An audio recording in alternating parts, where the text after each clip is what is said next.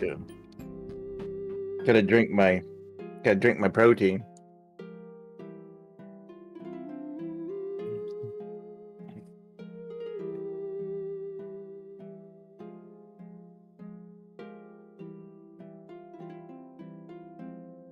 What is going on, everybody? Appreciate you hanging out with me. Thanks for stopping in.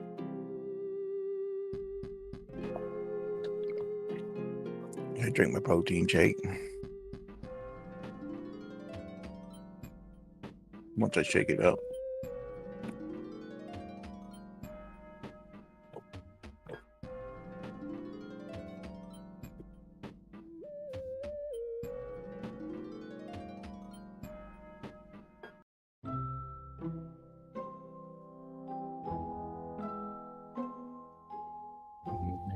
Drink my protein. Dude, protein's so good.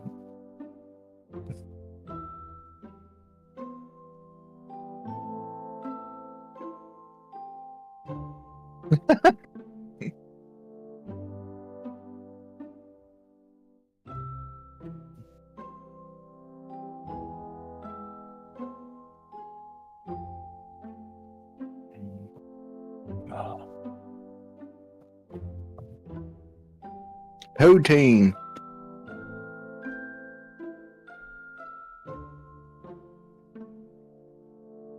Testing. I don't know. It sounds good to me. Sounds good to me.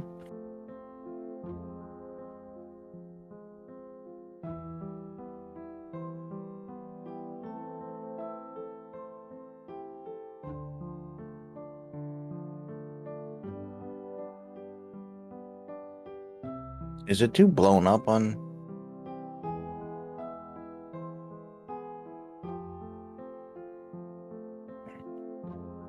stream?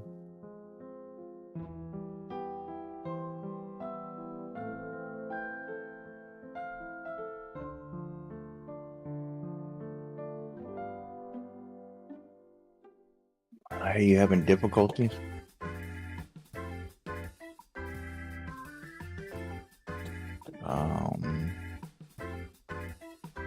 I'm on your stuff right now. I'm trying to check. Say something?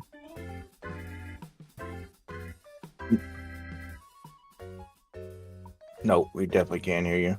I hear your fucking elevator music, though. There you go. Oh. Yeah. No, nothing.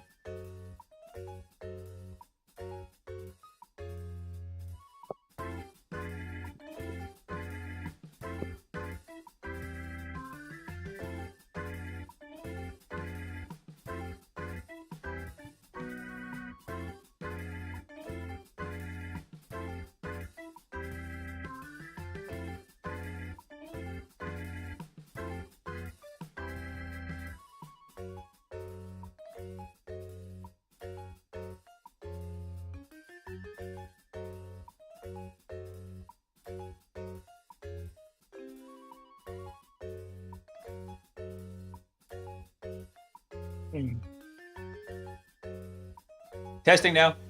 Oh. Oh, there we go, you son of a bitch.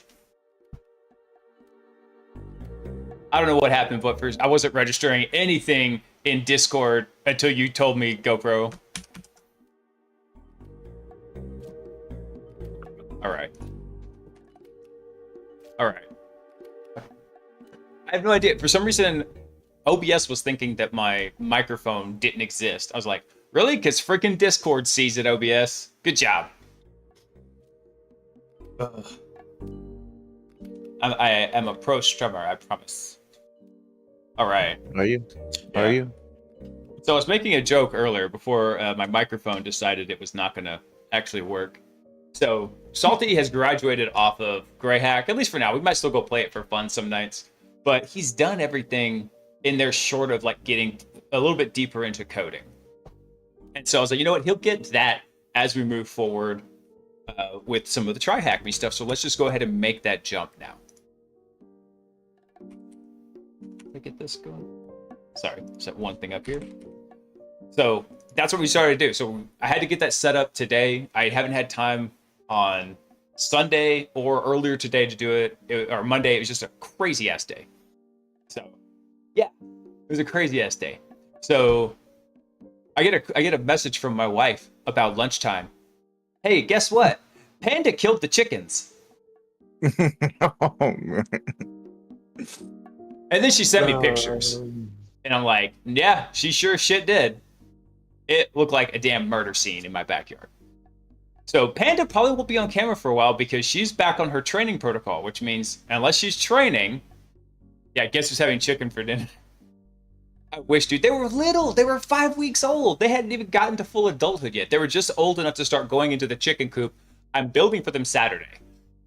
That dog. So she's back on her restricted training protocol, which is she only goes out of her kennel on a leash. And then if she's not training or going potty, she's back in her kennel. And it's a purposeful reduction of stimuli for them. It makes them hyper-focused when you do take them out, so they are much more attuned to your training cues.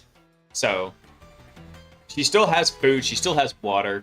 You know, it's just that basically you're depriving her of attention so that whenever you do training sessions with her, it's going to be 100% focused on you because she hasn't had any interaction. Ugh, that dog. Okay. So, in the spirit... To Taco Bell. That shit scared the shit out of me. So, well, in the spirit of getting a taste for blood, we're also moving Salty onto TryHackMe. So, we're going to do this. So, we've got him set up with a pro subscription. So, he'll be able to go through and just have the virtual machine in the browser that we can use. So, and Salty, this is actually going to be a little bit of a learning experience because I've only done a sporadic amount of TryHackMe. So, we're going to do this together. We're going to learn it live. It's exciting. It's exciting. It is exciting. Hacking's fun. It's fun. like you'd be sitting there and just you're working, boom, boom, boom, boom, boom, and then you get that reverse shell callback. Boom, boom, boom, boom, boom, boom, boom, boom, boom, boom. Get so excited. I'm so excited. Right. So Salty's going to be driving over here. So let's go ahead and click on. Let's go ahead and just do the onboarding real quick. So you enrolled in a path, which is, I think, these three. I don't know. It asked me what I just told him I was learning. Yeah, Junior Pen Tester path is perfect. So let's go ahead and hop into there. Go ahead and click the Intro to Offensive Security. Yeah. Maybe I have to click the radio button or something. There it goes. It's a little delayed on my my screen here. Let's see. I might need to shrink this a tiny bit here. Yeah, you know what I need to do? Actually, I need to adjust this on my side. Let's see. I'm gonna make some adjustments real fast here. Because you and I already did the adjustments on your side in OBS, but my side was still scaled for GrayHack, which needed like the whole screen.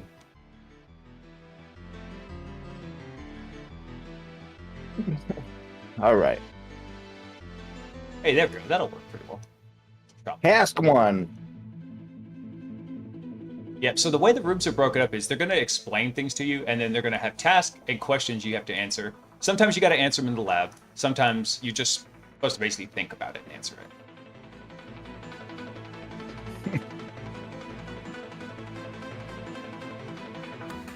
Oh, I'm still tinkering. All right, perfect. Cool. Now it should be plenty legible on the stream. I thought my school days were over for me. That's what you thought wrong, son. I need to go to that fancy Christian school you went to.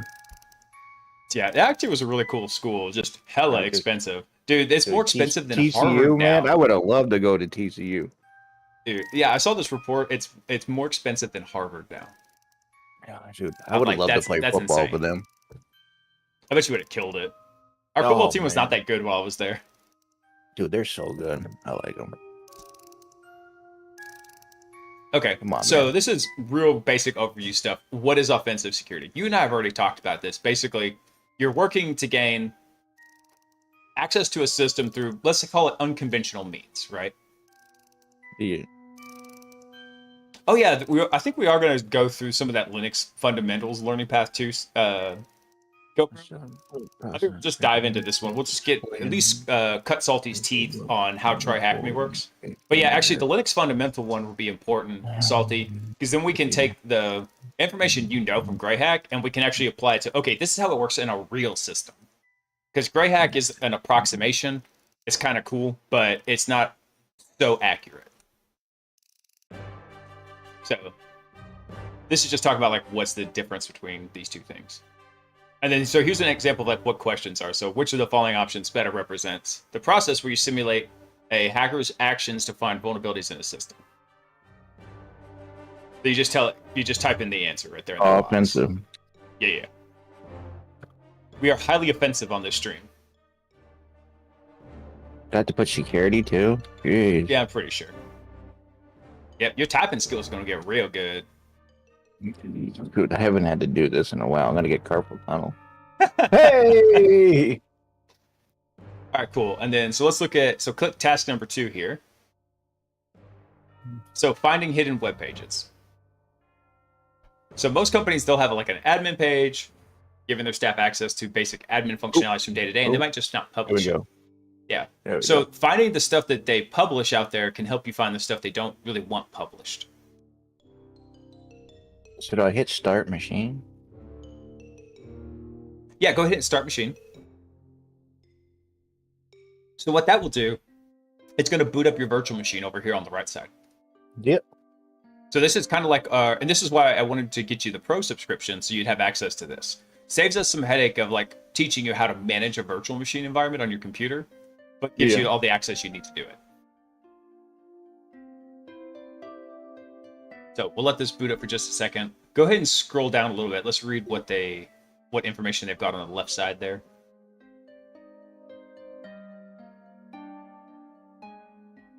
All right, so this is titled Your First Hack.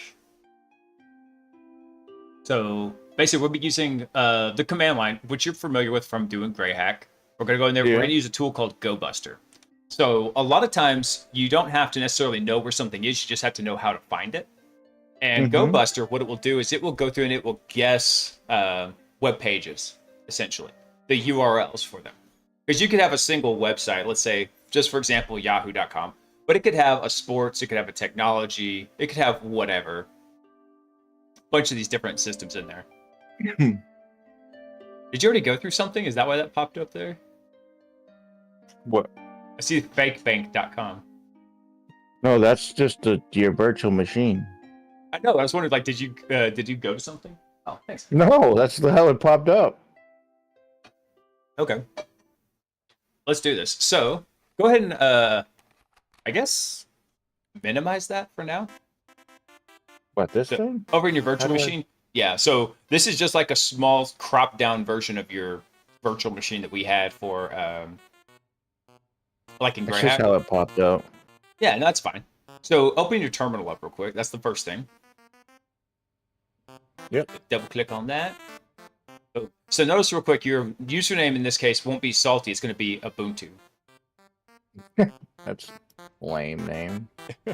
It's the name of a Linux distribution. That's what this OS here on the back end is based off of. So click the double click the title bar and it will blow it up to full screen. There we go. All right, and then let's see what your next instruction is. So we got the terminal open. Then go ahead and let's see what your next task here is. Well, your next subtask. Let's see. So we're going to find the hidden web page. Yeah. So what we're going to do is the command we're going to use there is GoBuster, and then we're going to tell it to go against. GoBuster. Yep, GoBuster. And it's a play on an old tool called dirbuster, which is a directory buster. But it gives you the idea right here. So you http://fakebank.com. So you're telling what the base URL is? Hey, Deb. Yeah, that's sweet. Hang on, I got music.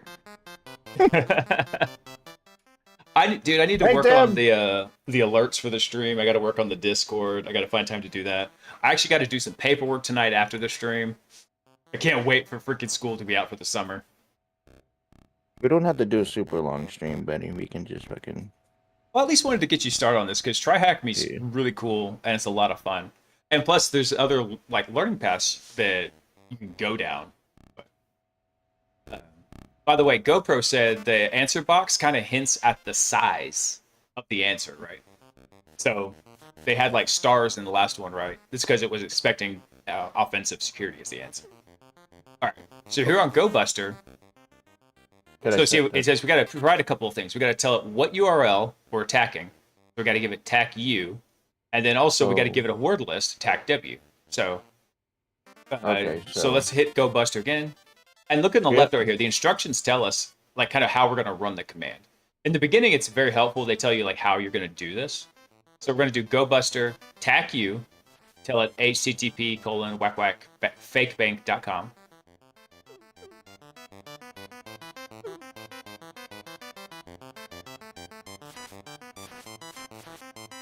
Fake bank. Nice. We're gonna hack a bank for your first go. And then do a tac W, and then you're gonna have. There's a file that should be here in your home directory called word list. So do a space. Here's what I want you to do. I want you to type WO and hit tab. Yep, got it. Nice. Send it. Awesome. Well, then actually we got to give it one more thing. We got it. So we're telling it what to attack and what word list to use to do the attack, but we got to tell it what kind of attack to do. So we're going to attack directories. We want it to find hidden directories. So we're going to give it the dir command. And then that's it. Then we can just fire it off. Boom. Awesome. So what it's doing is it's doing a directory check. And it's checking for various status codes when they come back.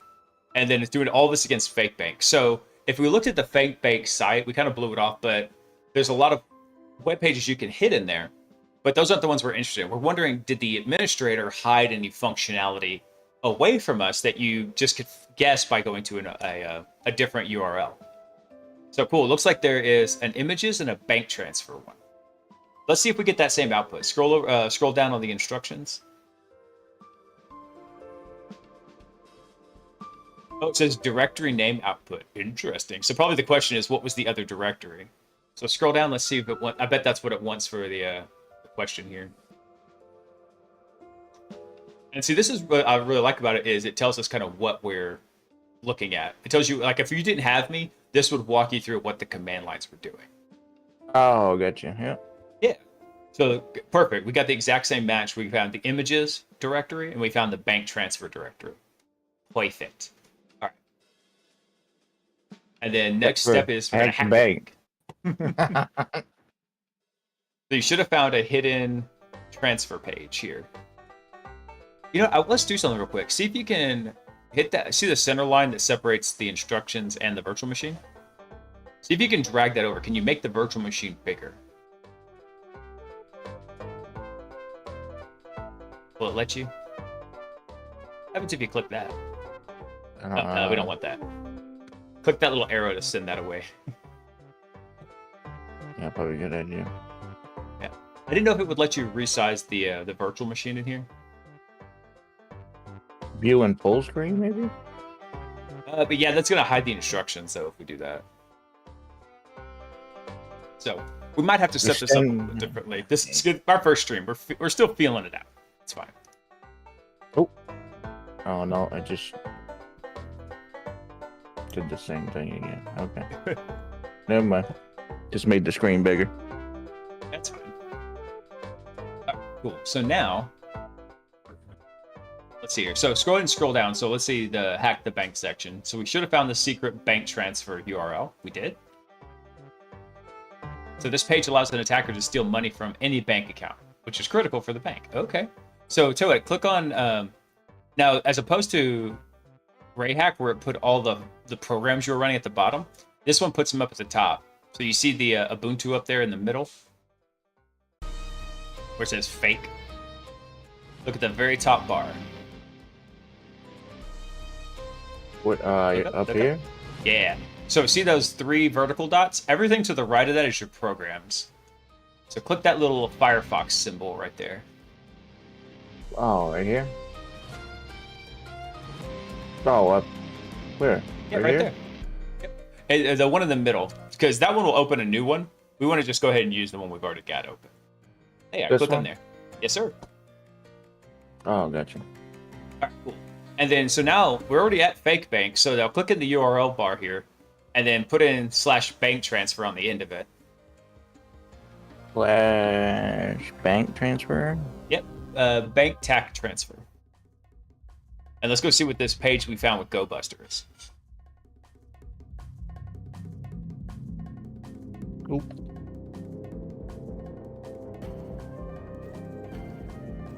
Right?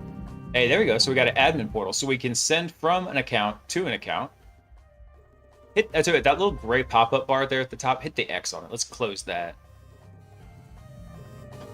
There we go. All right. Cool. So we can choose what account to send from into. So this says it wants us to transfer $2,000 from bank account 2276. So put that into the send from category. Must be a small bank. These are tiny numbers. Yeah, 2276. Yep. And then we're going to send it to our account, which was 8881.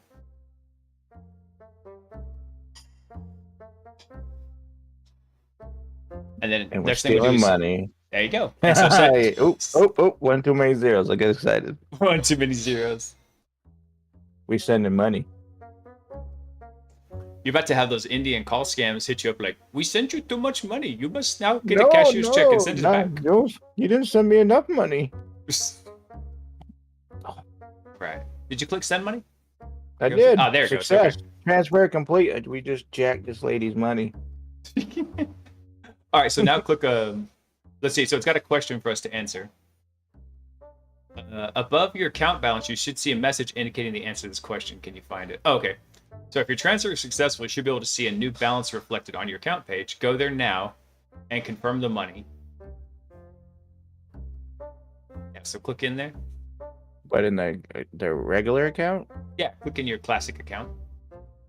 Your G Benjamin. Hit the so hit refresh up there.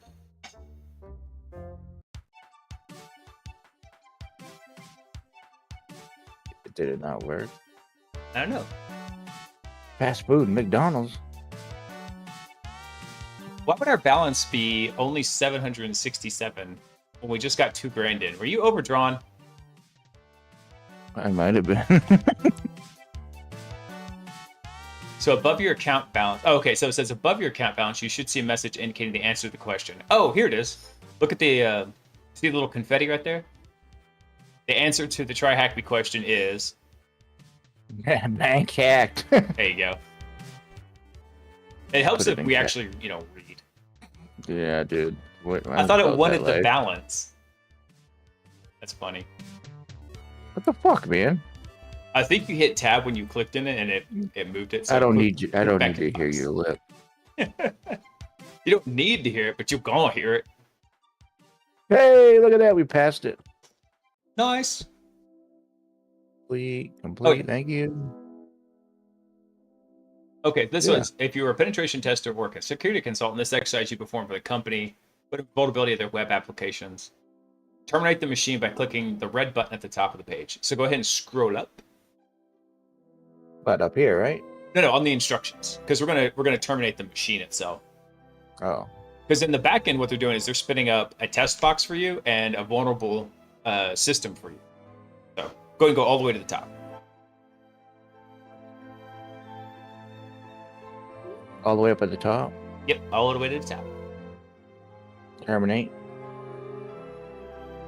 Yes, sir. And these will auto terminate, see, like in 2 hours. And if you're working on it, it's taking a while, you can like add more time to it. Awesome. So then there's one more task down here, task 3, which is like on the career bottom. questions. Yep. Careers in cybersecurity. All right, so we often become hackers or defenders. So security consultants or analysts fighting cybercrime. Hey, Marky, how you doing, buddy? So basically, it's just kind of which area do you want to be in. Now, security engineering is a super important role. It's actually, I think, in some ways, a lot harder than red teaming. But is also, that even a question? Yeah, You want to be a there'll be red some. team. I want to be a red team guy, man. I know, right?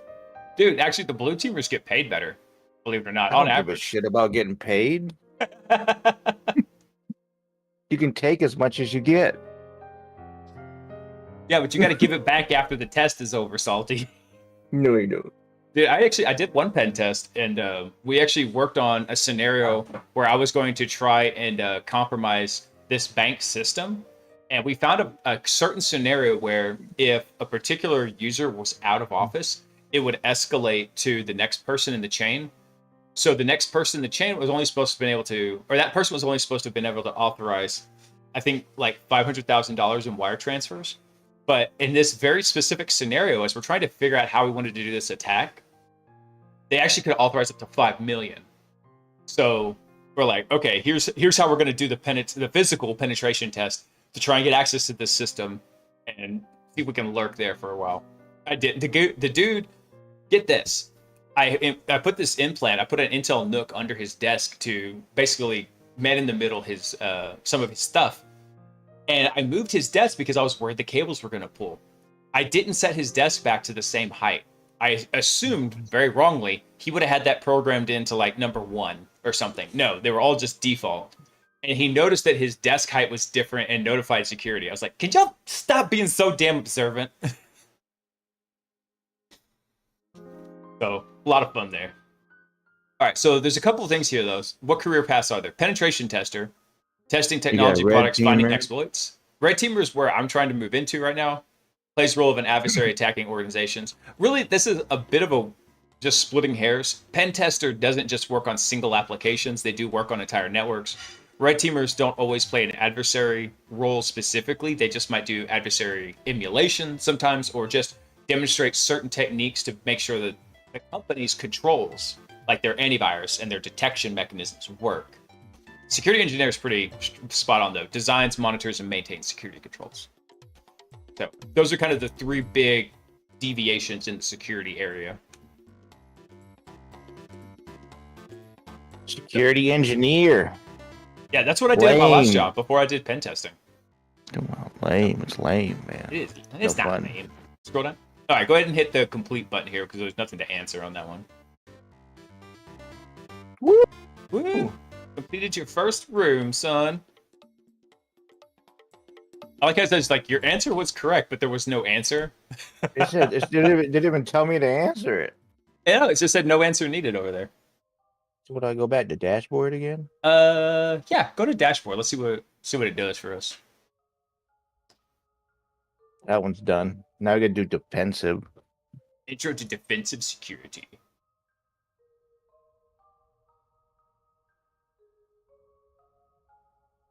Okay. Yeah, let's see what this does. So defensive security, pretty much the opposite. Your job is to prevent people from getting in and also to detect intrusions. Security engineering sounds more chill than red teaming. Actually, it actually really depends, because as a pen tester, I'm pretty chill, right? I don't really get I get excited whenever some stuff happens, but it's the better kind of excitement. It's not like, hey, this guy came in and or we had like an incident response happen. So it kind of just depends. Actually, unfortunately, some of the most stressed out people I know are security engineers in poorly run organizations. The companies are they're just heaping too much stuff onto too few of a staff. And I know that look because I was that look for a long time. Overcaffeinated, underslept, overworked. And so I feel bad whenever I go meet security teams and I see that from them. I was like, you poor guys. I was there. I feel for you. So I try to do the best I can to actually help them out and make it to where it's very beneficial for them. Salty, where you going? I gotta show you something, man. Hang on. Uh-oh. Got my new shirt in today. You ready? Your new shirt? Yeah, my new summertime shirt. You ready for Stuck red teaming? Yeah. that? Now, security architect, that actually might be a pretty chill job, but that requires a lot of deep though. Look. Hold on. What's it say? Once you put my meat in your mouth, you're going to want more. I'm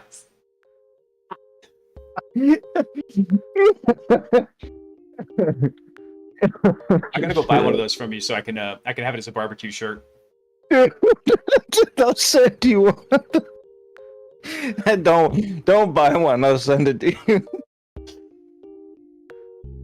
Oh shit, That's funny. dude, Yeah. that's gonna be my new grilling shirt, dude. Only that I'm gonna get an apron. There you go. Dude, yes, if you sell it as aprons, it'd be perfect. Shit. Oh man. Yeah, especially Natty, top. thanks for the biddies, buddy. You ain't gotta do that. So yeah, top. If you are, especially if you have a strong offensive security understanding, then security architect is not a bad role to move into. Your job is basically to go through and do the design of applications or network segments, servers, like how things are going to be kind of laid out, how they're going to scale into the future, right? You're architecting it. You're building out the main structure. You're just not doing the actual build. Thanks for the biddies, brother.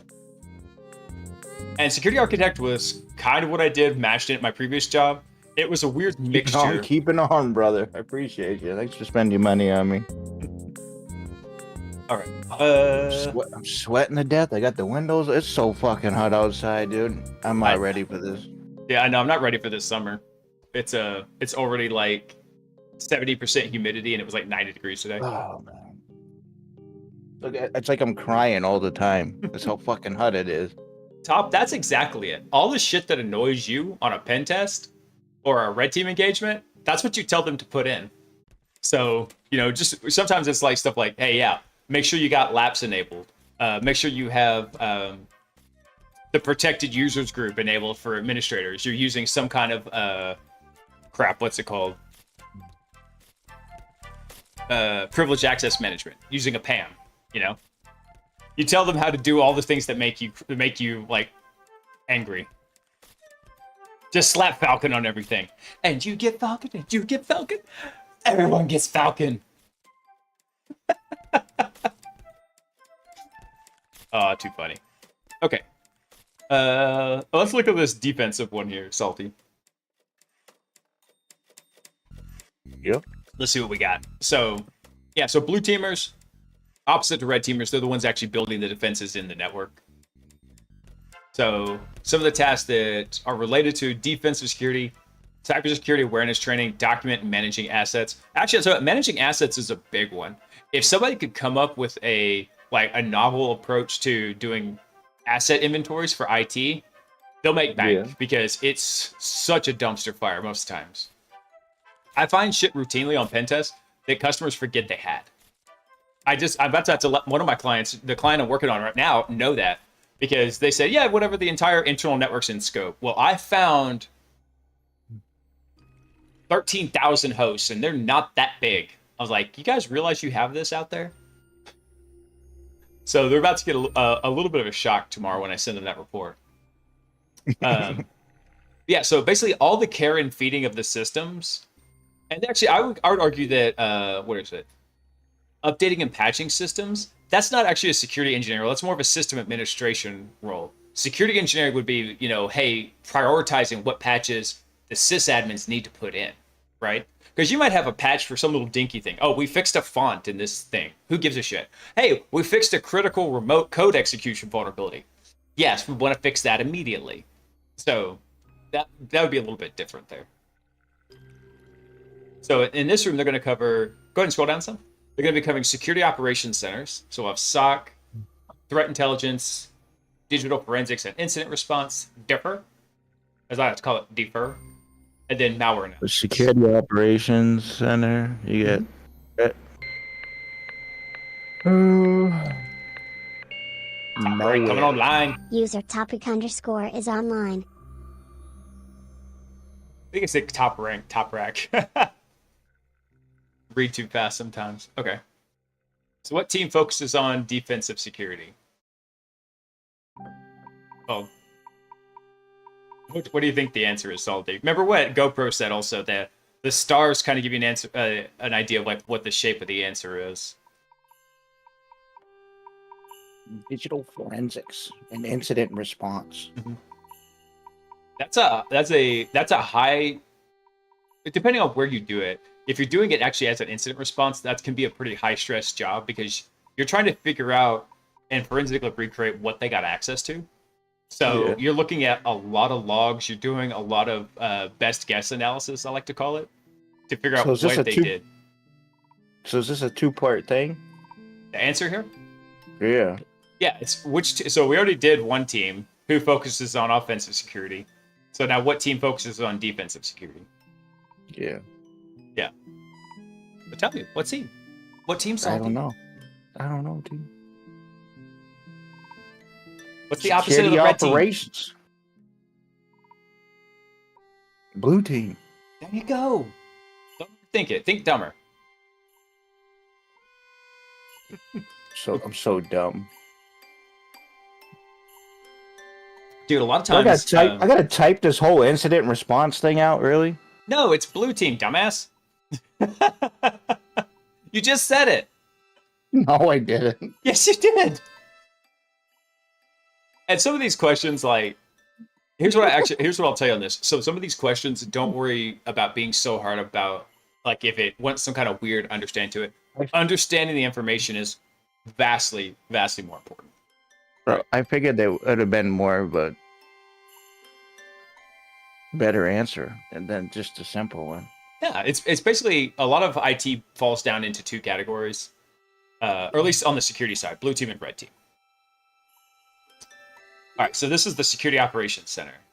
It's a team of cybersecurity professionals that monitor the network and its system to detect malicious cybersecurity events. So some of the main interests for a SOC are vulnerabilities whenever a system's run. You know what I just realized? Pro Struck, nice GoPro. How good my hair looks right now? No, I'm Your just hair playing. does look good. Really, it's your beard No, that's the best looking part. It don't. It's literally just fucking. I'm sweating to death, so I had to take my fucking hat off. Yeah, so this is the kind of stuff the SOC is looking at. Vulnerabilities. So whenever a system or vulnerability is discovered, it essentially gets fixed by a proper patch. Policy violations, right? So you might have something in place to detect a policy violation, but maybe not prevent it. And there could be various reasons for that. But yeah, making sure people are, visiting naughty sites that might be serving up malware, right? There's actually a pretty common tactic called malvertising, where they'll hide malware in advertising spaces. Makes sense. Yeah. Looking at unauthorized activity, like, hey, why was the database administrator online at 2:30 in the morning downloading a shit ton of data whenever they should be asleep? Stuff like that. Or even worse, what if it wasn't the database administrator? What if it was the HR lady? Why is the HR lady downloading a shit ton of data at 2:30 in the morning? Why is she looking at porn at 3 o'clock in the morning? There you go. I'll tell you this, though. Actually, I had a buddy get caught on a pen test. And if you've listened to Dark Knight Diaries, you've heard this story. He got caught because he was impersonating an IT person and went and he tried to put a backdoor onto this lady's computer, and she was very sweet, and she let him do it, thinking he was IT. And he comes, and as he's walking, I forget where he was in a different part of the building. He goes walking by, and he notices there's these two guys talking to the lady, and she's looking like kind of flustered, and they don't know what they're talking about. But then she looks over at him and he goes, "It was that guy," and he like literally just ran away. And they caught him and stuff. And the way they caught him, though, was there was an oddity in her system. The HR lady never should have been running PowerShell, and he ran PowerShell to try and get his backdoor implant to work. So it was an oddity that they noticed. It wasn't necessarily a policy violation, but it was something weird in the network. So all sorts of fun stuff. And then also, the last thing the SOC's going to look at is network intrusions. Let's see. So they say, no matter how good your security is, there's always a chance for an intrusion. True. So an intrusion can occur when a user clicks a malicious link or when an attacker exploits a public server. Either way, when an intrusion occurs, we want to try to detect it as quickly as possible. So there's a difference between an intrusion and a breach, typically. A network intrusion is whenever somebody just gets access into your network. A breach, and this is the way I define it, a breach is when data actually leaves your network, sensitive data. Malicious link when the attacker exploits a public server. That's right. So scroll down a little bit. I want to see their little SOC graphic here. They make it look so awesome, and this is like totally not what SOCs look like at all. Threat intel is something that's pretty cool too. You're basically looking for information from across the internet to get ideas on like, hey, here's how attackers are doing what they're doing. What are their TTPs, right? Yeah. And taking a look at that. I got a buddy who does this, and he does a really cool job at it. I'm always impressed, like whenever he tells me shit. I was like, damn, dude, that's nuts. So it could be like, hey, this is here's how this APT group, this advanced persistent threat group, is doing it. They're serving up their malware this way. This is the type of malware they're doing. Here's the industries they're targeting, stuff like that. So threat intel analysts go through and they put all that stuff together to provide to the defender so they can start crafting defenses against it. So it's a pretty cool field also. Here, example adversaries include nation-state cyber armies working for political reasons against ransomware groups. Yeah, funny. All right, let's go ahead and scroll down. All right, then we have digital forensics and incident response. We already kind of talked about this one. This is them. A lot of times you're looking at things like you'll make a copy of a disk, like the disk on the computer. You'll make a copy of what's in memory, what's running in RAM, so that way you can analyze that. And so it's all these different pieces of information where you're trying to basically collect evidence like a cop would, right? You want to copy it, and then you don't want to actually work on that evidence. You make another copy to be your working copy. So you can keep a pristine copy of it that hasn't been modified at all. Because if they do modify that data that they collected as evidence, then that evidence just becomes destroyed and your case can be like completely wiped out. Your legal case. That's attractive. Yeah. So, yeah, so it's pretty cool though. So that's what digital forensics does. Incident response, though, the next steps here. So actually, let me tell you this. So digital forensics, they're going to look at stuff like what happened on the file system, like how were files and folders changed on the computer. What happened in memory? Network logs. Yeah, system logs and network logs and stuff. So, yeah, it can get pretty deep in there. It's basically like being an accountant, but with no money. Oh, that's lame. Incident response is, though, this is the process of preparing for, basically, let's call it like a counterattack once you know that they're in the network. It's how do you shut them out? How do you get them out of there? How do you respond to what they did? How do you analyze, did a breach occur versus an intrusion? So gathering some of this evidence. So there's usually DF, digital forensics, and incident response, IR. They typically go together. They just call it DFIR. They actually are two separate things, but they can work together. So one thing that the incident response team's gonna be looking at is, hey, preparing for it, right? Thinking about things, having the red teamers and the pen testers come in and do attacks so that way you can test your defenses. Are they actually registering this stuff?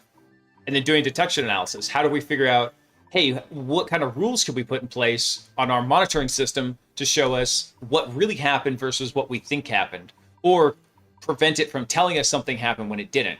So we want to try to reduce all the falses, right? The false positives and the false negatives, because both can be equally bad. Typically, though, a lot of times the poor incident responders or the SOC analysts are having to deal with a lot more false positives than anything else. So it's saying, hey, here was some suspicious or malicious activity. I was like, no, it wasn't. It's just the file name happened to unfortunately match something that this malware group was using. You know, it could be something as simple as that. And then also, IR is going to be responsible for containment, eradication, and recovery. So getting the systems back to a good state after they boot the guys out. Figure out how they got in so you can plug the hole. And then post-incident activities is basically, again, reporting on it, doing lessons learned, after-action reports, stuff like that. So, all right, go ahead and scroll down. Preparation. Detection analysis, containment, recovery, post-accident. Mm-hmm. So that flow is very similar also to like what red teamers and penetration testers do, right? They enumerate, they get access, they do reconnaissance, reconnaissance and enumeration, development of exploits, firing exploits, and then once you have a new foothold, you do the same process over again. There's always something more to be doing, so it basically just makes loops in there. Malware analyst is a really cool one, but if you're not real big on coding, and especially understanding code that's been compiled down to the actual like machine code, malware analysis gets very hard very fast. It's a very lucrative field though, so if you enjoy it, you might as well go make bank on it. But yeah, this is stuff like, hey, looking at how was the malicious code built? Can we get pieces of information out of it? Like, can we find out where the command and control servers are? Can we figure out what they were trying to do with this malware? Did it have any like hard-coded attacks that were being performed? Stuff like that. So you got typical viruses, Trojan horse programs, ransomware, stuff like that. So a malware analyst is looking at all those things. So, all right, scroll down a little bit. Actually, make this a little bit. Oh god, you went all robot on me. There you go. Try to make this a little bit bigger for y'all to read on stream here. Oh god, I did the wrong thing.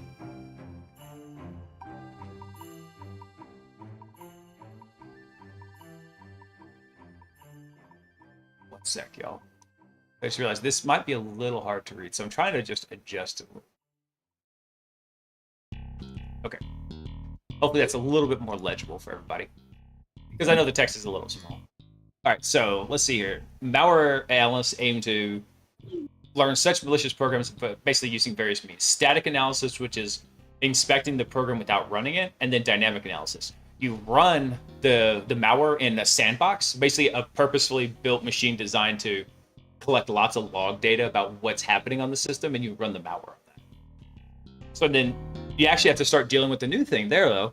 Once sandbox analysis or dynamic analysis became a thing, malware authors started doing checks against the systems to say, hey, am I in a sandbox or not? And there's various system assets that they can look at to kind of determine that.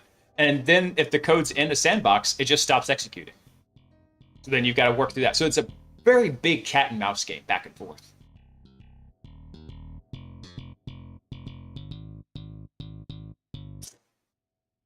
Sorry, I'm just looking. No, you're good, man. All right, so what are the questions it wants us to answer down here? What would you call a team of cybersecurity professionals that monitors network and systems for malicious events? Let's see. So let me see how many stars we got here. I can't tell. The bitrate went all wonky on me.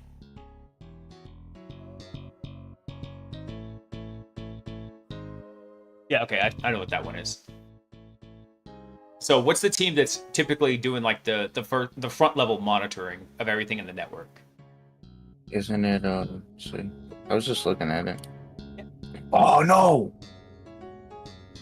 Oh, no, you closed it. Now you got to start all over. No, I don't. There we go. I'll give you a hint. It's somewhere on this page. Yeah, no shit. Security Operations Center, man. The shitty operations center? Yeah, I'm sure some of them call it that. But yeah, no, that's correct though. The security ops center, they're the ones doing the frontline testing or the frontline monitoring, right? They're the ones looking at all the tripwires and the events coming in. So, yeah. You just gonna copy and paste. You're so lazy about typing. I am. Submit. Make sure you got it. I got it right, man. Come on. Did you get it right? Yeah, of course I did. This is correct. Okay. Let's see. So then what does DFIR stand for? That was easy. I knew.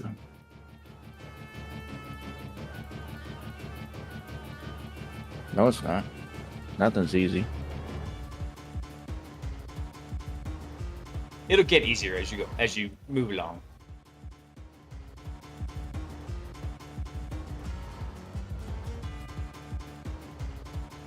On the screen, Salty. I know. I just copy and pasting, brother. Sorry, I'm always a bit behind because the screen share that we're doing is a bit laggy. I'm just trying to drag this out. That's all. What? That's fucking. What kind of malware requires a user to? That's ransom. That's ransomware. Ransomware, yeah. Come on, man. Dude, one of my things I really want to go do, but there were some limitations on it, was I was trying to make a what we called a ransomware blast radius tester, and there's a guy that actually made one as a PowerShell script. But I wanted something that could run across the network, because most likely what's going to happen is malware is going to try and hit network shares, like stuff that's available over the network, and try to encrypt that data to hold it hostage. But typically they're doing that over a protocol called SMB, and SMB doesn't have, without trying to like open a file, cannot tell if you actually have read or write permissions to it. All right, so what would it be a typical task that would be going through during security analyst? Click view site, follow along until you get the flag. If this is your first time obtaining flags, a flag can be seen as a string of text you enter. Yeah, so you see right there at the end it says flag, curly bracket, Words, some stuff, more. and then curly bracket. Yeah, so that's the entire flag. You get everything from flag to the last curly bracket. So I guess hit view site, see what that does. Gonna give me malware. There you go. Cool, then we get to practice DFIR. Operations, secure, suspicious, and security attack. Security attacks, interesting. If only it was this simple. Like, if only they looked UK, fucking UK. I think TryHackMe's based in the UK, if I remember right. Okay, that Trying to makes think. more sense. Yeah. It's so hot in my freaking house. I'm sitting here sweating just standing here. And it's not just because I'm hot. All right, click that done button in there. Let's get rid of that pop-up. Done. Consider it done. All right, scroll down to the instructions. Let's see what kind of questions they had for us over here. On the other side? Yeah. Yeah, so you're always going to have like your working side and your instruction side. So let's come down and see what is happening here. So it says you're part of a security operations center responsible for protecting a bank. The bank SOC uses a security incident and event monitoring system, a SIEM, SIEM. So a SIEM system gathers all sorts of logs together and it kind of tries to correlate them in an intelligent way. And so if it sees certain patterns of logs, it'll say, hey, by the way, we're seeing something suspicious here. Or something we know for a fact is malicious. It does it in real time. Mm-hmm. Near real time. Sometimes they're kind of slow because sometimes they have to deal with a shit ton of data. You got to think, you might have like every server and every little like network appliance that you've got in your environment sending stuff to that SIEM. It generates a huge amount of data. So SIEM data management is actually a problem completely unto itself sometimes. So next, in this exercise, we'll interact with the SIEM to monitor the different events in our network and systems in real time. Some of the events are typical and harmless. Others might require further investigation. So find the event flag in red, take note of it, and click further for investigations. So this says, we want to learn more about suspicious activity or event. The suspicious event might have been triggered by an event such as a local user, local computer, or remote IP address. So to send and receive postal mail, you need a physical address. Similarly, you need an IP address to send it. Yeah, we know about IP addresses. So click on, what's this unauthorized connection attempt from 143.110.250? That second log there. Let's take a look at that. I clicked it.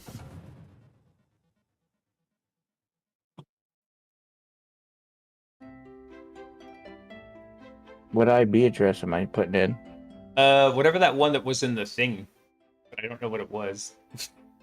It was 143 something. Can I go back? Yeah, we can. Yeah. I think you click those dots up there. Yeah. Okay. Oh, son of a bitch! You might just have to open Notepad and like type it in there. No. I refuse.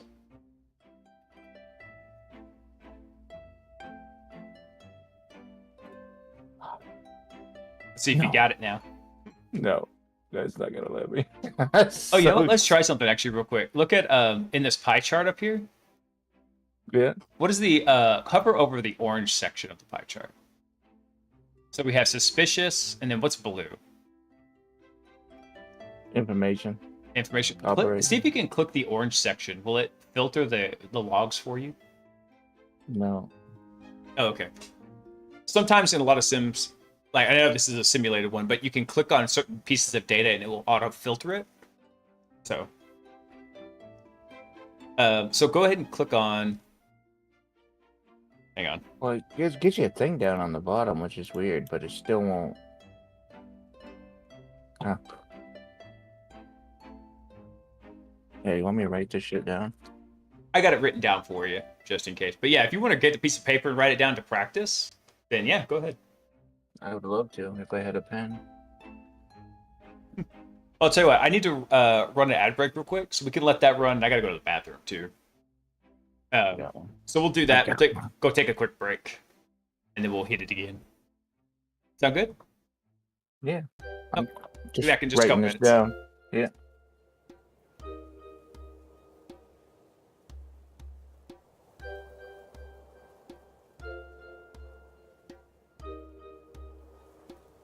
They don't want to ask about my wiener right now, bro.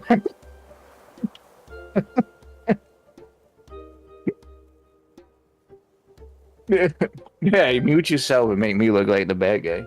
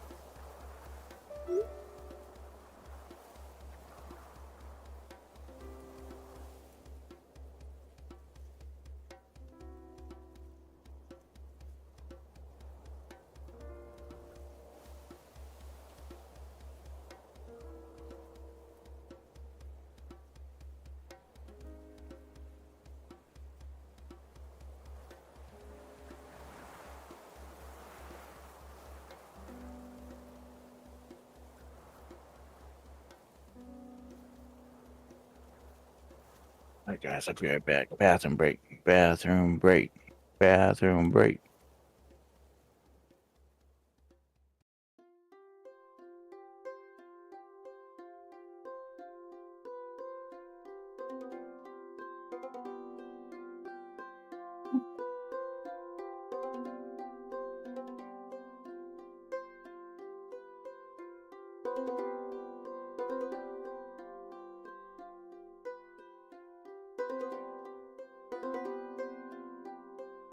All right, y'all, I'm back. Hey, just in time, the answer's finished. Nice. All right. I hope everyone's having a really great Tuesday. That might be an odd thing to say, but you know what? I hope every day's a great day for you. And I hope, it would have been a great day if Panda hadn't eaten my chickens. Damn, I'm mad at that dog. She's gonna go back to square one on her training now. Let me check something real quick.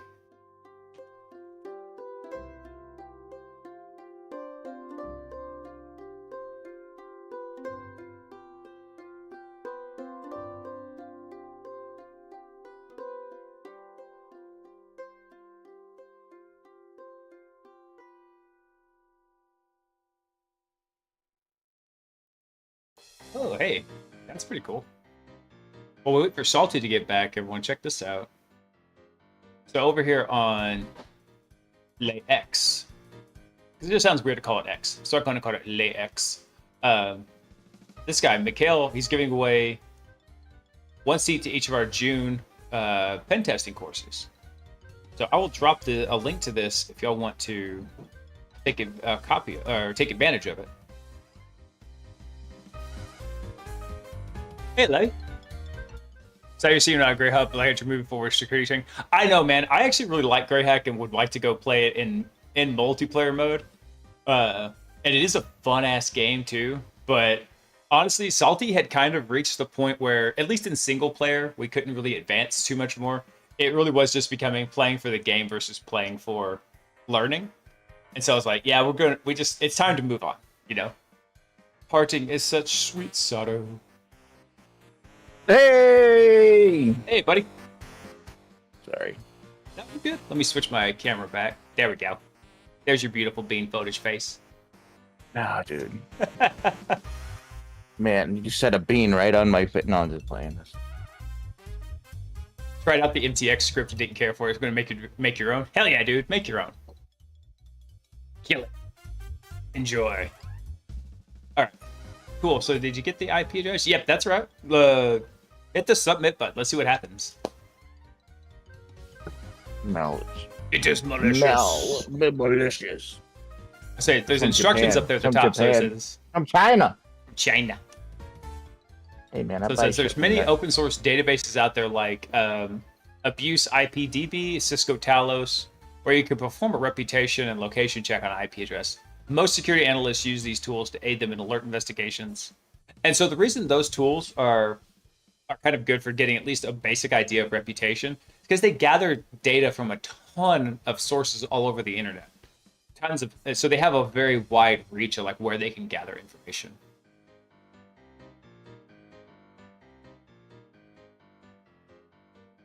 Let's see, we shouldn't worry too much if it was a failed authentication attempt, but you probably noticed the successful authentication attempt from the malicious IP.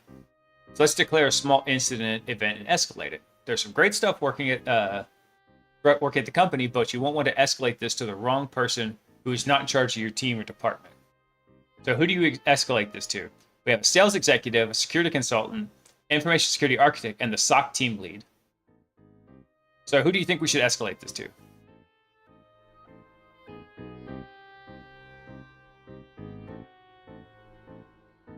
Salty.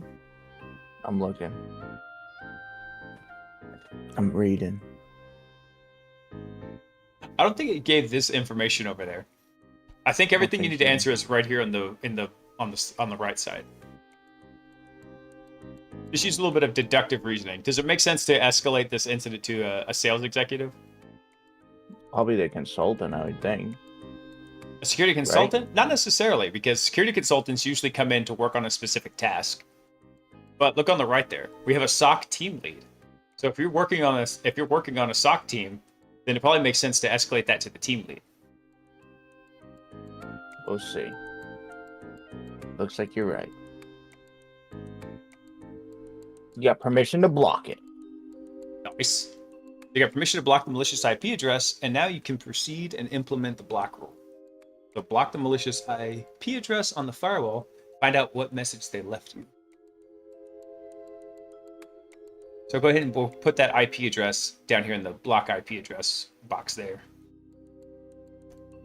The one I wrote down? Yeah. Now, typically, you wouldn't have to go write this down. This would usually exist inside of like a simple system to gather artifacts for information. Yeah. All right, cool. So there's your flag right there. THM threat blocked. I would copy and paste it. You just yelled at me earlier for doing that. Because it was words. It wasn't like, well, I guess this is words too. Do as I say, not as I say. Yeah, fuck off. It's like when we're playing Gray Zone and you're like, he's like, okay, wait, right. It's like, don't engage them. And then you just start sniping them. What happened to not engaging them? Well, I mean, you got to do it safely and securely. Oh, I just noticed this. So if you just want to, don't click the X, don't click the X. Right down there at the bottom of it, I had a little shortcut to take you to the next thing. So, careers in cyber. Awesome. Dude, when I was a kid, cyber meant something very different. It was a very different verb. Like cyber. Oh God, and thinking about it, and then those crossing swords, yeah. Oh, shit. I must elevate my mind out of the gutter. All right, let's do this again. So why get into cybersecurity? High pay. Cybersecurity jobs do usually have pretty good salaries. Cross swords, brother. Oh Lord, this truly is an offensive stream. Come on, look at this shit, man. They know. legit crossing swords. No, I don't know what else to say about that. What happened to not crossing streams, man? I know, right? Let's see. I don't know. So yeah, these are like 3 positions like why to look at cybersecurity jobs. And actually, this is part of the reason why cybersecurity jobs are so in demand is because there's a lot of people that try to get into it. Hey Laura, what's up, man? Or madam, I can't tell from your name. But what's up? Welcome to the stream. Welcome to the show. Welcome to the show. All right, so let's start exploring different cybersecurity roles. Go ahead and hit complete.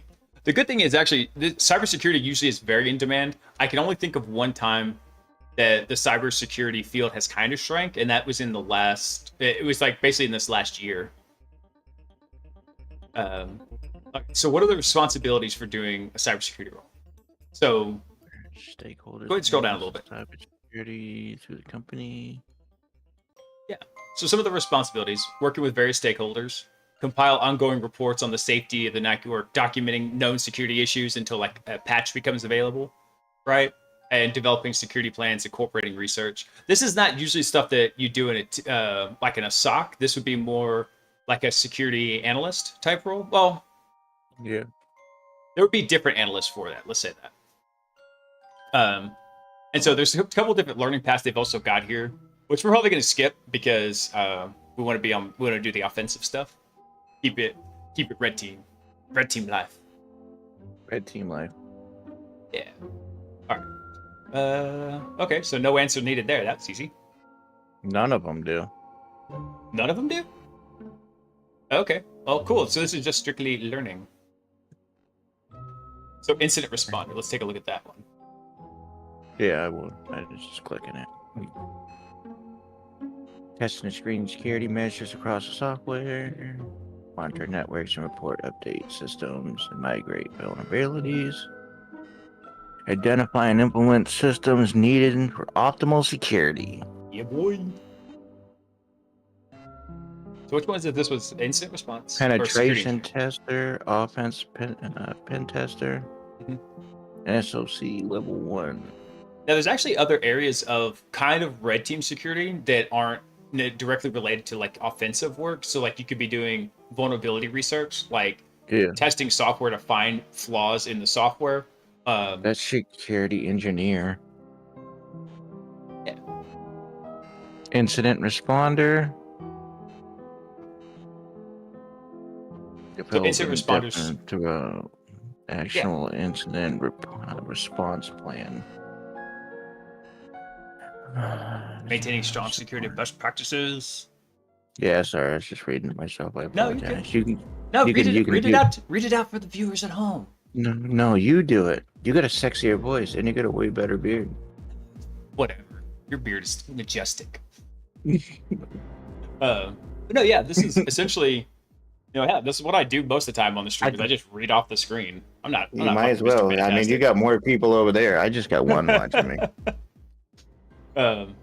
Yeah, so you got post-incident reporting, preparation for future attacks, things like that. So incident responders are looking at, hey, what happened and how can we learn from those lessons and stop it from happening in the future? That's what they're doing.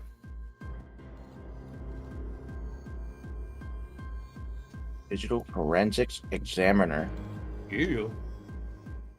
So these are unfortunately the poor souls that like whenever Cheese pizza shows up on somebody's computer. These are the poor guys that got to go look at it usually. What the fuck? Poor Cheese bastards. pizza, CP. Collect digital evidence while observing legal procedures. That's lame. Well, you got to think they're going to be building the they're going to be Case. gathering all the evidence for the case, right? Yeah, yeah. So it's just like a lab analyst that's going to come, or a crime scene analyst who's going to be coming out and like collecting, blood or whatever else at a crime scene for use. They've got to have it collected according to procedures. Same thing on the forensics, digital forensic side. There's stuff that has to be collected and maintained, and a chain of custody has to be kept on it. That's crazy. Yep. Digital evidence, finances related to the case. Document your findings and report on the case. There you go. Malware analyst. Works on suspicious Static. programs. Yes. Now I'll tell you this, actually, a lot of malware. Reverse engineering. Yeah, so a lot of times you're doing reverse engineering, but you're doing it on a dynamic basis, which means you're actually letting the malware run and you're analyzing it. A static analysis still has its merits to it, but it's probably only about 10% of the work now, maybe as high as 20%. The other 80% is actually like detonating the malware in a sandbox and seeing what it's doing. And of course, document and report all the things. So the whole thing I want you to take away from this, though, is that there's lots of different niches and sub areas to get into. There's all kinds of different shit you got to do. Everybody's got a job. Everyone's got a job. It's like, oh, you're bored? Look for work. You can do it in 9 different ways. Yeah, actually, you can. And usually what happens is somebody who's really good in their field gets bored and makes a new tool to do it, and then you've got 10 different ways. Yeah. Let's see. So conduct testing on computer systems. A pen tester. Yeah. Penetration testing is really fun. I actually don't tell people I'm a penetration tester. I just tell them I'm an IT consultant. And that usually gets them to stop asking questions, because then if I have to go explain it to them, it becomes a big, long thing. And they invariably ask me, hey, don't hack my email. I'm like, listen here. You haven't paid me. I get paid up front for the attempt. I like it. Can you do my email for free? Hell no. Gmail's hard to man. break into, actually. Let's see. So yeah, so performing security audits and assessments. Now, actually, even among penetration testing, there's lots of different subcategories to that. You could be specialized in like web penetration testing, network, Audits, cloud systems. Analyst policy. What the fuck? That usually that doesn't fall under penetration testing. There's a different. That's really more on the blue team side, where they're looking at like governance and risk and compliance is what it's called, GRC. You might look at that a little bit if you're trying to find particular flaws for a client, but it's at most 2% of the job. And then last thing, though, the big thing, though, actually, what I tell everybody who wants to get into offensive security is that last thing there. Evaluate and report on insights, recommendations, and acts to prevent. So I always tell the guys on my team, hey, we hack their stuff for free, but we charge them for the report.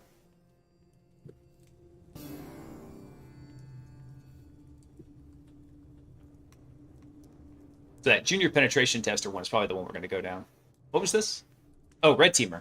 This is red teamer. Oh, that picture is so cool. Yes, it is. This thing right here, actually, this was based on a real guy that was at the DEF CON security conference. And what he did is Wi-Fi is broken up into... so you have most Wi-Fi runs on either 2.4 gigahertz or 5 gigahertz. And then in that range of frequencies, there's channels to it. Individual chunks of the frequency that are assigned to it. So if you have... all these different machines can be talking in all these different channels, and your radio can only pick up one at a time. So what he did is he made a giant thing that he called the Wi-Fi cactus. It had all these freaking antennas on it, and it could monitor every single channel because he just had so many radios. He could listen to everything there, and he just walked around DEF CON with it. That's fucking crazy, dude. Yeah, so I'm pretty sure he called it the Wi-Fi cactus. It was freaking great. And this is Oh, also great down here because you see he's like dropping like USB keys for like people to pick up in the parking lot and shit. And... oh, too good. All right, so let's look at the responsibilities for a red teamer here. So emulate the role. Yeah, no, go ahead and read it, man. You got a sexy No, voice. you. Sorry, Yeah. I just read out loud. I apologize. No, go ahead, Ben. Responsibilities: maintain access and void detection. Access is organization security controls, threat intelligence, and incident response procedures. Evaluate and report on insights with actionable data and companies to avoid real-world instances. That's right. So a lot of times red teamers are doing what's called an adversary emulation. So the threat intel people tell us, hey, this is how these threat actors are working. And then a red teamer will come in sometimes it's not structured like this, but they'll do an adversary emulation where they'll say, okay, we're going to use all the same TTPs that they do, and we're going to see how you fare against it, basically. Complete their career quiz and show your chosen job. All right, so hit view site there. What is your dream cyber job? Oh yeah, you get to read all this shit. This is gonna be hilarious. A raft home. Yeah. So if you're stranded on an island, the first thing I would do is gather food and plan the next steps. Find a way to send an SOS or build a secure shelter and prevent potential attack. Well, I know what you do, Mr. Jarhead. I want to attack ship. Yeah. I don't know if there is a attack the. Who the fuck tries to build a raft and go home? Like realistically. Maybe it's an island in like one of the Great Lakes and not like the middle of the Atlantic or something. Oh god, yeah, like Michigan. Oh man. Ooh.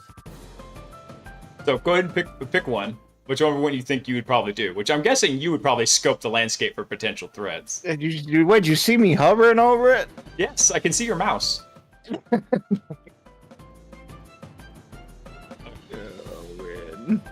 Take it with new technology and understand how it works. That's actually not a bad idea. In my spare time, I like to do what? Keep busy and learn something new. Upkeep and maintain home. No, we're geocaches in my neighborhood. You look like a geocacher. I don't know. This one's tricky, man. Watch crime-solving TV shows? Are you fucking kidding me? Fuck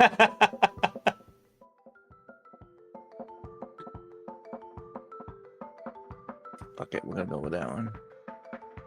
If I could buy a fictional celebrity dinner, who would it be? Tony Stark. I fucking hate Tony Stark, dude. I'm guessing your team cap. Dude, I'm either Batman or I'm getting Yoda, dude. Like, straight up. Yeah, why would they put a Star Wars thing in here for me, dude? Because I'm gonna pick Star Wars every time. There you go. I don't know. Batman's pretty badass. Dude, Batman's badass too, man. He's the ultimate detective. Dude, I don't. Bro, I can't do it. Or Walter White from Breaking Bad. Although I wouldn't pick Walter White just because that whole Why? show should have been over in the first season. I'm just gonna be straight honest. After season 1, it was all hubris. Not saying I didn't like it and enjoy watching it, but Someone, I can't pick between Star Wars and Batman. Someone please do it. I don't need this responsibility in my life. chat, what do y'all think? Yoda or Batman? What's funny is they said Bruce Wayne. Okay, Bruce Wayne from Batman. Okay, I guess that makes sense. I thought it was funny. It's like, you know, but then Yoda from Star Wars. I'm like, do you really have to specify where Yoda's from? You're right. That's what I'm saying. Did they give you an answer? Did they give you an answer, man? Someone please pick. No, nobody's answered. They're like, let him suffer. I don't want to suffer. Personally, if I had to pick one, Dude, I'm a geek, dude. But I also like superheroes too. So it's like, I would say if I was gonna pick one, I'd say I'd probably have to say Yoda. Yeah, Because as that's where badass I'm as stuck Batman at, is, man. I have there's a high Yoda's so much- likelihood. Dude, there's a very high likelihood if I went to go have dinner with Bruce Wayne, something would happen and he'd mysteriously like just ninja out of there and be gone, and I'd only get a half dinner conversation with him. You're right. Dude, Yoda. Oh man. All right, your favorite game is That's easy. what'd you pick? Chess? Battleship? Battleship? Nice. And best described as what? Curious, strategical, calm under pressure, mischievous, or practical? I'd say mischievous. 100%. Okay. Oh shit. What the My fuck? favorite movie is Back to Dude, the you can't Future, do- Matrix, Terminator, Indiana Jones, or Jurassic Park. Dude, that's like an all-star lineup, dude. How do you choose from that? They can all be That's good, like- but one of them's obviously superior. And I'll give you a Dude, hint, it's I not the mean, Matrix. Like, dude, it's Back to the Future, bro. I don't even know what they're trying to get from this question. Like, I don't know, dude, but Terminator, like the original Terminator is amazing. it was pretty good. And then you can't Jurassic Park is like its own movie, dude. Like that shouldn't even be in there. Jurassic Park had Samuel Jackson in it. You know, he's like, damn, tired of this hack crap. Please. What was that? What was that other one? Fucking snakes on a plane. Snakes on a plane. He put out a tweet about that, and it was the pilot of like some private jet he was flying on made a comment about that. He's like, yeah, I hadn't heard that one before. All right, dude. I'm. Oh no. Oh shit. Wait, did it? Yeah, it booted me. Hang on. It booted you. I know.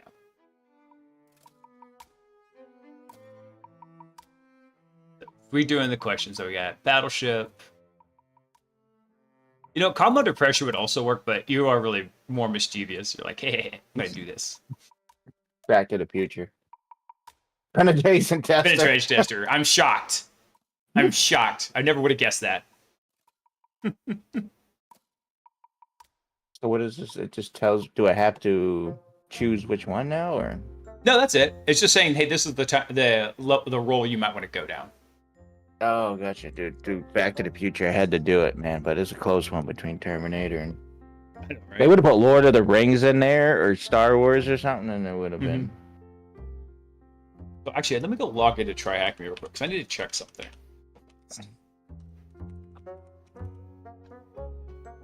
You've unlocked the streak freeze. Yeah, so like they'll do like on Duolingo, they'll do streaks. Like, hey, here's what you can do.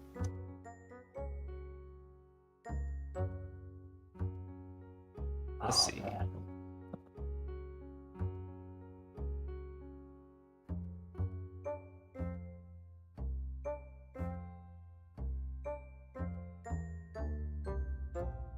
How do we do this? Let me see. Yeah, boy. I actually need to get in touch with somebody over at TryHackMe and make sure. Pretty sure everything that we're doing is kosher, because I don't think these are any like the restricted rooms. I do need to double check on that, but yeah. So We can end it here if you want. No, it's fine. This should work because I'm able to go through this on my account, and I don't have a subscription on my account yet. So I think it's fine. Because basically all the rooms that are not like behind the paywall, let's say, those are the ones that you can stream. So I was going to be shocked if this wasn't one of those rooms, but I was like, okay, let me just go double check real quick. So, all right. So now it's like, what is penetration testing? This is when you take a pen and you see how far it penetrates. That's right. This is basically just giving a quick overview. Like, hey, this is what you do. Your job is basically to go test systems out and see if there's like commonly known or obscure ways that you can find to break into systems. There's this one attack every 39 seconds. Mm-hmm. That's probably an underestimation, but 2,200 attacks a day.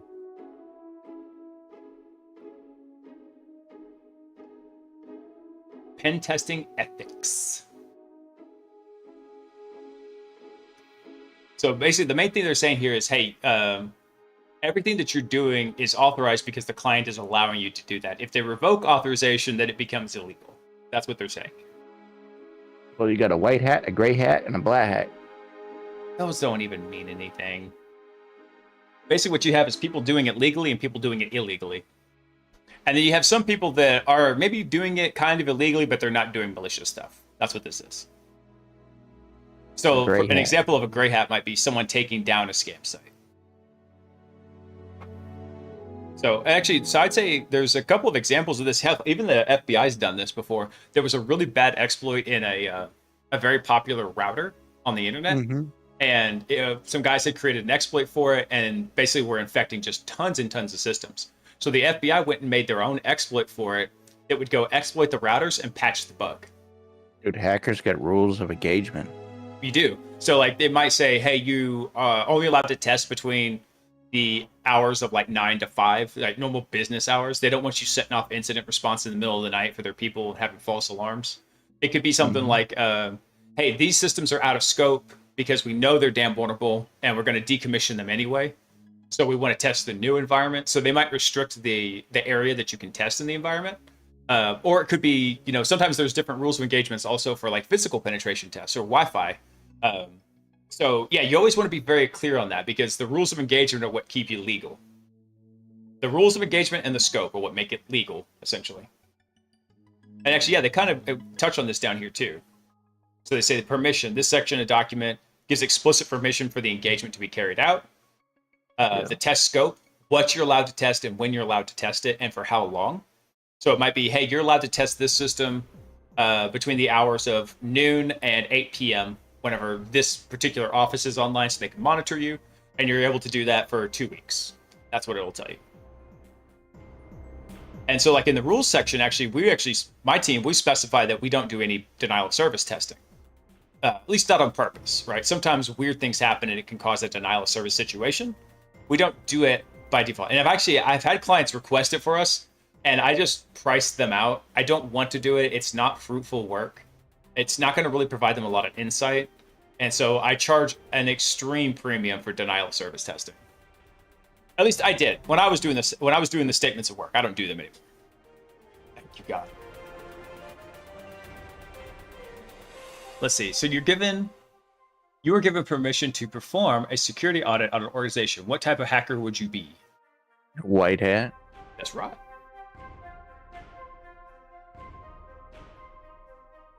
Oops. Okay.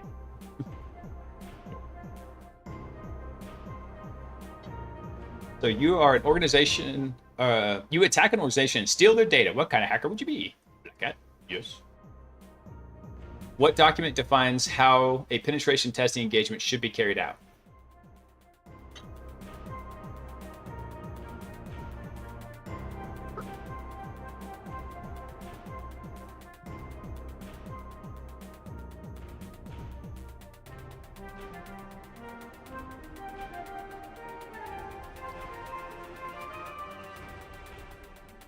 Man in the middle? What's the fuck that shit? Yeah, we'll go over how to do some of those too. And basically what you do is you insert yourself into the network flow and then you tinker with data as it's going through, or you sniff it and you make a copy of it so you get access to maybe to someone's password.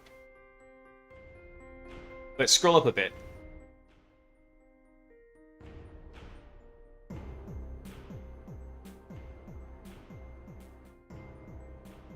Give you a hint. Somewhere on the screen. Yeah, no you shit. You kept scrolling, but Oh, I'm trying to. What is it? What was the?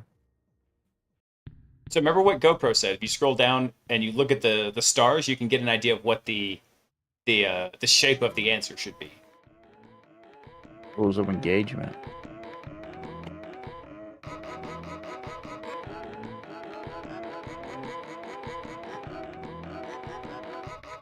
There we go. Ta-da! Awesome. Yeah, so the rules of engagement are like, hey, here's how the engagement's going to go. It's going to move forward. And actually, even those aren't necessarily set in stone. There's been times where like the client has said, hey, certain things are out of scope for X reason, but we find a way to get to them in a different way they didn't expect, so then it might become in scope. So it's very fluid, and it's all about talking to your client and understanding what their goals are so that you can help them meet them. Oh, what the? Here we go. Oh, Pen testing methodologies. But here's actually, this was the loop I was telling you about right here. Where you look at the stages: info gathering, enumeration and scanning, exploitation, privilege escalation, post-exploitation. And even then, sometimes the privilege escalation and post-exploitation aren't important. Sometimes you don't need to do those on a system. You just need to do the exploitation so that you can go do information gathering again, find other systems that you can use to get you to your objective. But this is the basic flow of how a penetration test kind of evolves. You're doing recon, you're looking at your target, getting the landscape. You figure out what's out there. You find out where it's probably vulnerable, and then you attack it. And once you have breached it or compromised it, then you say, how can I gain an advantageous position in it? Actually, I have not seen this before. The open source security testing methodology manual. Awesome. Very cool. It is very cool. Yeah, so advantages covers various testing strengths and depth, includes testing strategies for specific targets. The framework's flexible depending on your organization's Telecommunications. Yeah. Wired networks, wireless communications. That's right. So that one deals, like, I think, a little bit more broadly. OWASP is dealing with web applications. It's the Open Web App Security Project. I forget what the P stands for. Yeah, project. Yeah, project. And so that's dealing with just web applications, like what you can interact with on a browser, more or less.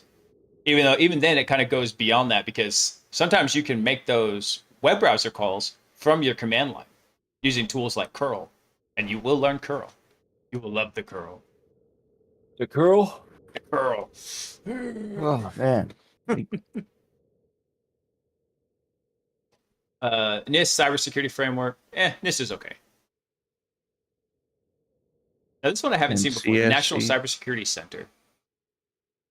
Cyber Assessment Framework. This looks like it might be a little bit more based on a little bit more audit than government shit. Yeah, which makes sense about it. I'm so glad I don't have to have security clearance to go. All right, so what stage of a penetration test involves publicly available information? So let's go back up to the stages and figure out which one kind of works with that. What was it, gathering? Is that what it said? Yeah. So this stage involves collecting as much data as possible about a target organization, also from using open source intelligent research. It doesn't necessarily involve scanning any systems. So we would call that more like passive enumeration, and then actually scanning the targets would be active enumeration. What was the question?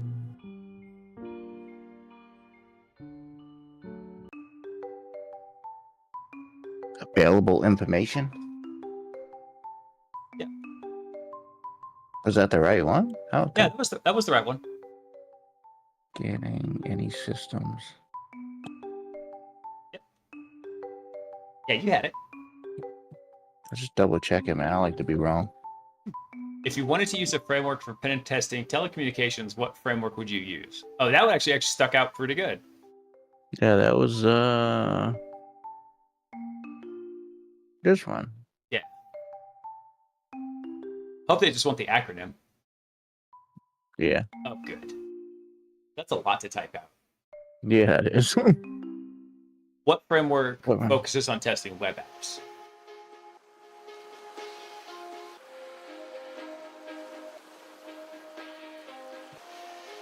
Yeah, buddy. Good old OWASP. Okay. Heyo. Okay. Cool. So there's only I think we might leave the practical penetration test for for the next stream, because I'm not quite sure how long it's going to take. But let's look at this next task here, the difference between a black box, white box, and gray box. And essentially, they break down to how much information you're given about the system ahead of time. So scroll up a little bit more. Yeah, I'm working on it. Oh, man. Woo. No, you need to calm down with that, sir. Oh, dude, I wish I could, man. I need a nap. So essentially, it starts with a black box means you know very little to nothing about the application. You might just know where it lives. Gray boxes, they tell you, hey, here's the rough layout of the application. Here's how to do the web calls and the API calls. White boxes, they give you everything up to and including the source code for the application. Like, here's the raw code that was used to make the application work. Those are my favorite to do. Sadly, most companies try to start with the black box pen test, and that is our black box assessment, and that's actually the worst thing you can do for a lot of assessments. Black box should really only occur in the guise of a red team engagement. At very minimum, it should be some kind of gray box testing, and if you don't trust the vendor enough to keep your source code secure, you probably shouldn't be using them anyway. So you should be doing really a white box, where you have access to like all the information about the application.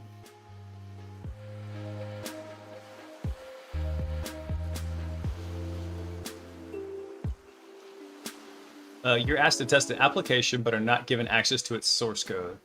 What testing process is this? Black hat. Right? Not given access to its Well, source actually, code. it could be a gray box or a black box, but if you look at the shape of the answer, it's probably wanting black box there, just to be honest. Yeah.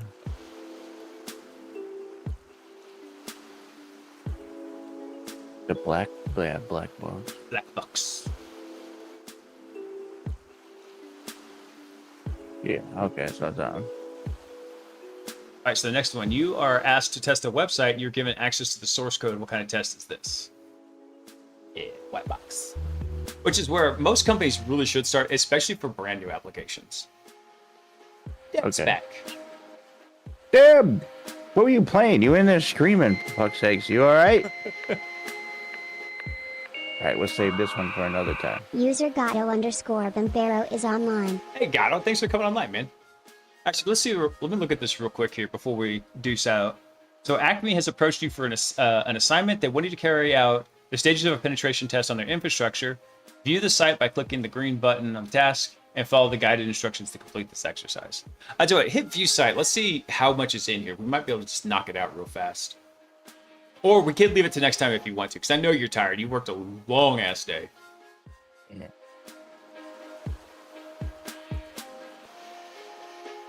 Yeah, so let's leave this for next time, because we're going to know right where to pick up, and we'll start hopefully doing some more penetration testing next time. So, content warning. Nice. Nice, Dem. I forgot today was Tuesday.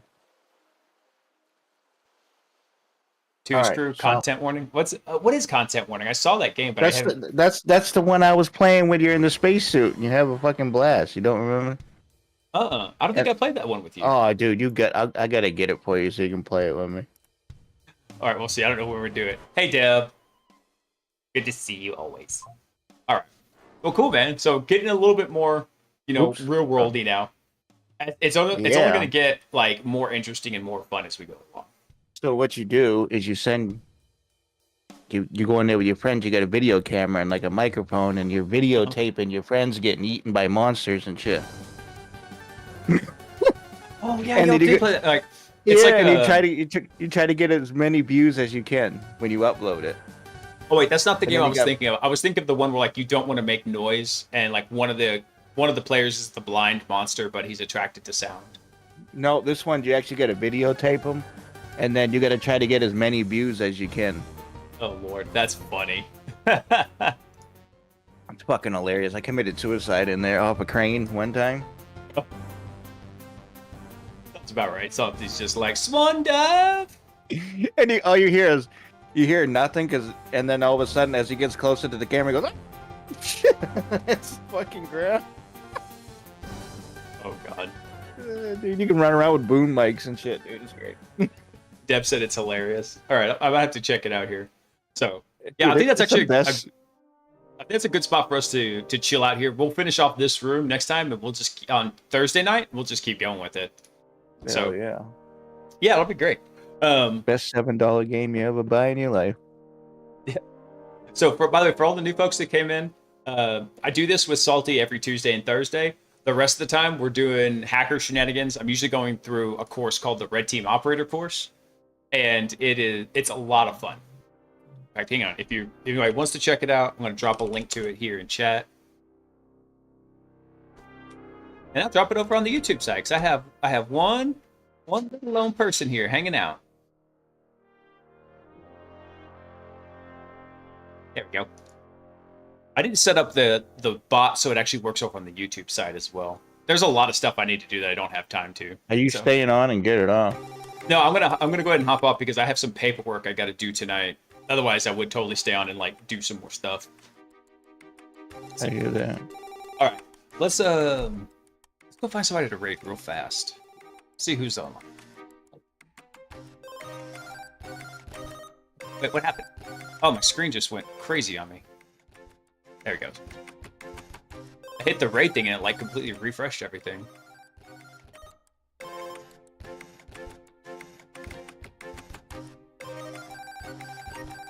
Find somebody to raid. I got one person in here. I'm just gonna shut it down.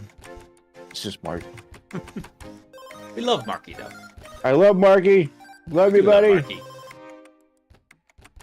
I tell you what, Hat Tennis is on. We're gonna go raid him because he is a cool guy and he does really badass stuff with Linux, and so really awesome dude. All right, everyone, y'all have a fantastic night. I love you. Thanks for hanging out. We're gonna get Salty down this path, and we're just gonna keep doing a lot more cool stuff. So if you are interested in basically getting your feet wet in cybersecurity, that's a great time to do it on the Tuesday and Thursday streams. And then if you want to get your brain a little melted, come the rest of the time. We're doing weird shit. So, all right, let me kick the raid off. It's going. All right, everyone, y'all have a fantastic night. I love you. We'll be back tomorrow night. We're going to do some more Cobalt Strike stuff. So, take care, everyone. Peace.